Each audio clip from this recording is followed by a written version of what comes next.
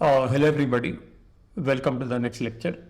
तो गाइस, इससे पहले कि हम उन अलग अलग मैनिपुलेशन मेथड्स के बारे में जानें जिनके थ्रू आप एक पैंडास डेटा फ्रेम के अंदर की वैल्यूज़ को चेंज कर सकते हैं, मैनिपुलेट कर सकते हैं, मैं उन मेथड्स पे आने से पहले दो बहुत ही छोटे लेकिन बहुत ही इम्पोर्टेंट कॉन्सेप्ट्स के बारे में आपको बताना चाहूँगा, जो कि मुझे लगता है कि इस मोमेंट पे जानना बहुत ज़रूरी है, बिकॉज इसके बाद हमें वो अपॉर्चुनिटी नहीं मिल पाएगी कि हम इनके बारे में बात कर पाएँ।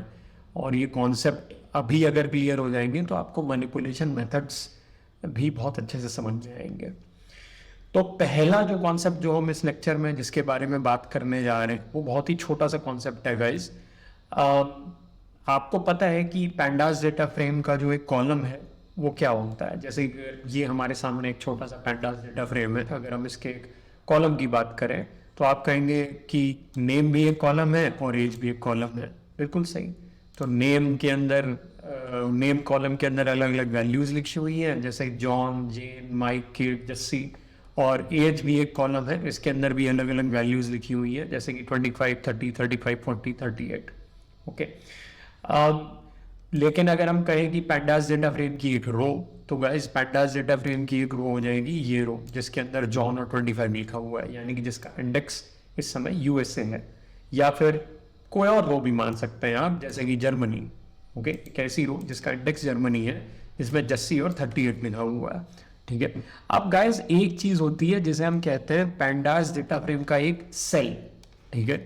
तो आप सोच रहे होंगे कि अब ये सेल क्या चीज होती है। गाइस सेल उस लोकेशन को कहते हैं या उस पार्ट को कहते हैं या पैंडास डेटा फ्रेम के उस हिस्से को बोलते हैं जो कि एक रो और एक कॉलम के इंटरसेक्शन पे आपको मिलता है। तो अगर एग्जांपल के तौर पे देखा जाए गाइस, अगर हम नेम वाले कॉलम का और यूएसए इंडेक्स वाली रो का इंटरसेक्शन लें तो हमको एक सेल मिलेगा जिसमें जॉन वैल्यू लिखी हुई है।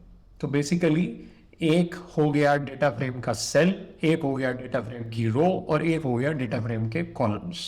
सो there are cells of the data frame, जहां पे डेटा फ्रेम के अंदर की हर एक इंडिविजुअल वैल्यू लिखी होती है। Then there are columns of the data frames and then there are rows of the data frames. Okay. तो ये तीन चीजें हैं गाइस। तो अब आपको क्लियर हो गया होगा कि सेल क्या चीज होती है, कॉलम क्या चीज होती है और रो क्या चीज होती है। ओके। ये चीज़ें जाननी ज़रूरी इसलिए है गाइस क्योंकि जो मैनिपुलेशन करने के अलग अलग तरीके हैं वो डेटा फ्रेम की अलग अलग चीज़ों पे काम करते हैं। कुछ तरीके डेटा फ्रेम के सेल्स के ऊपर काम करते हैं, कुछ तरीके डेटा फ्रेम के सिर्फ कॉलम्स के ऊपर ही काम करते हैं और कुछ तरीके डेटा फ्रेम की सिर्फ रोज के ऊपर ही काम करते हैं। ओके। तो अगर आपको यही नहीं पता है कि डेटा फ्रेम के रोज, कॉलम्स और सेल्स में क्या डिफरेंस है तो फिर आप कैसे चीज़ों को अच्छे तरीके से समझ पाएंगे। Okay.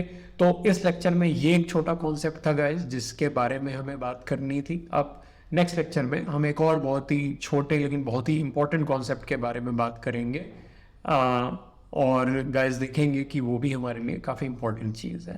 That's it for this lecture guys, thank you.